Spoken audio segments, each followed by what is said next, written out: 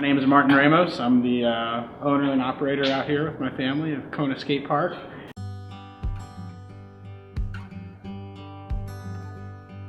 I took over operations in 1995.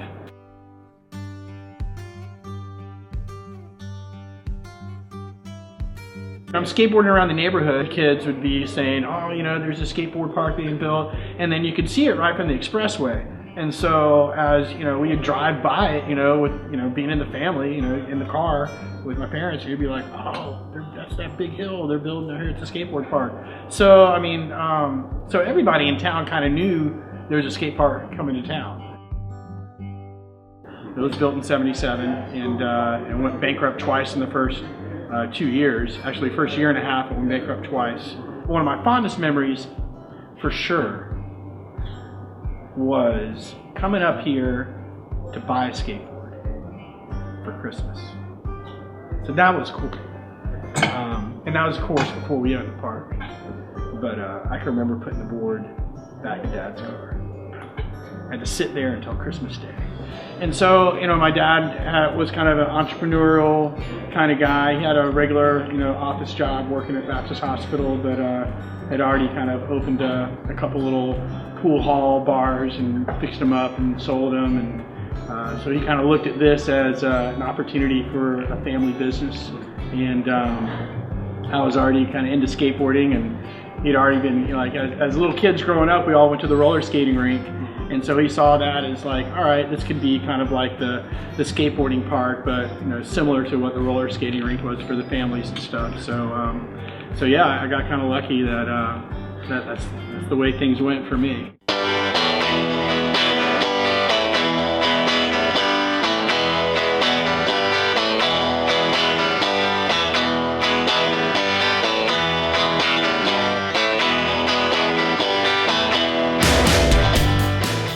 So I actually skated the park a good bit before my family owned the park. I just wanted to be a skateboarder. You know, my dream was being a professional skateboarder and kind of traveling around and doing my thing, and you know, which is a little less responsible approach to life.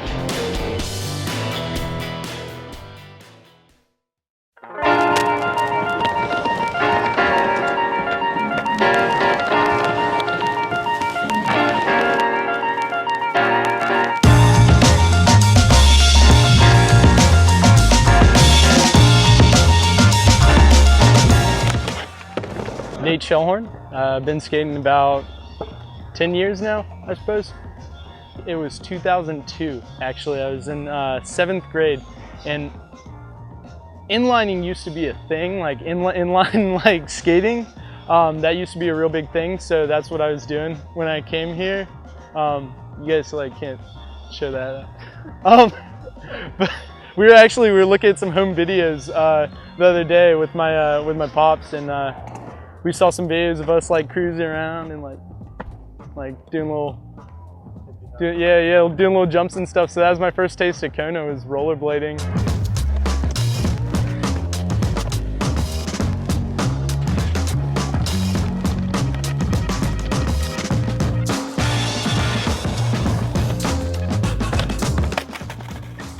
The place is older than me.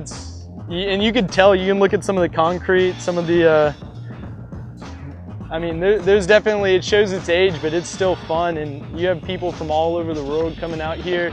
It's phenomenal. This ramp right here actually is from 1989, so it's like, I think I'm only like 2 years older than this ramp.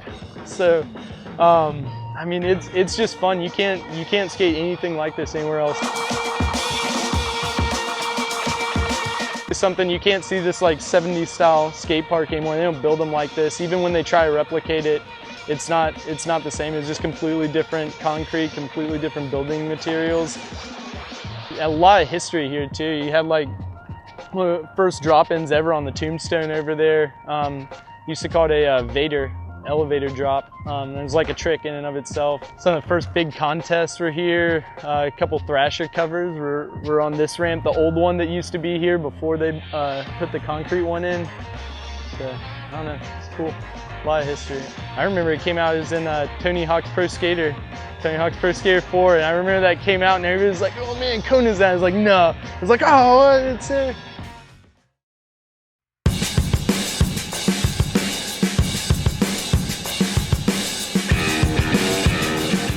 I'm Emmerich Van Asdel. This is the vert wall.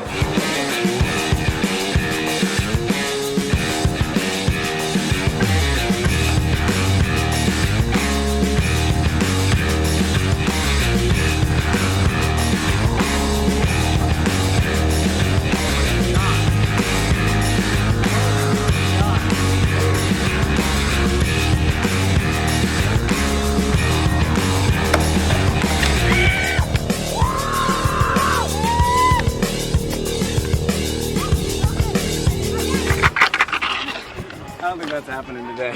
That was really rad. You know, people like to ask, like, why do you do it? Like, you know, like you get hurt all the time and stuff like that. It's just not something you think about. It's just kind of part of it. You know, just because you want to go skate so much, like you'll go and like even when you go to the park and you hurt yourself, like as soon as you get there, you still, like you're not going to waste that trip there. Especially at Kona, since you got to pay a couple bucks to get in. If you pay and you come here and you like slam, you're just going to get back up and skate for the rest of the session anyway. The most unique thing is the vert ramp. Not something you get to skate anywhere else, around here at least. So it's I just started skating it, so it's still very scary. But I like it. It's definitely my favorite thing about Kona.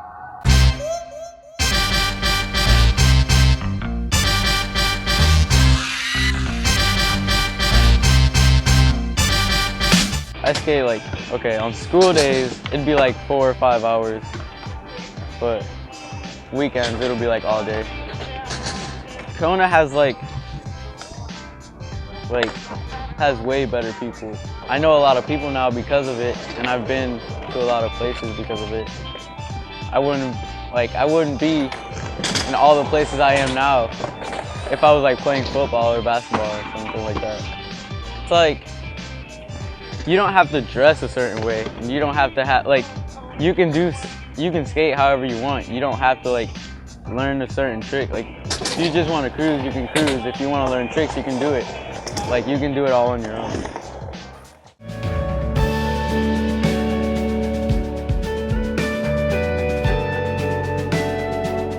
Skaters just always kind of brought each other on, and as a community is unique as well.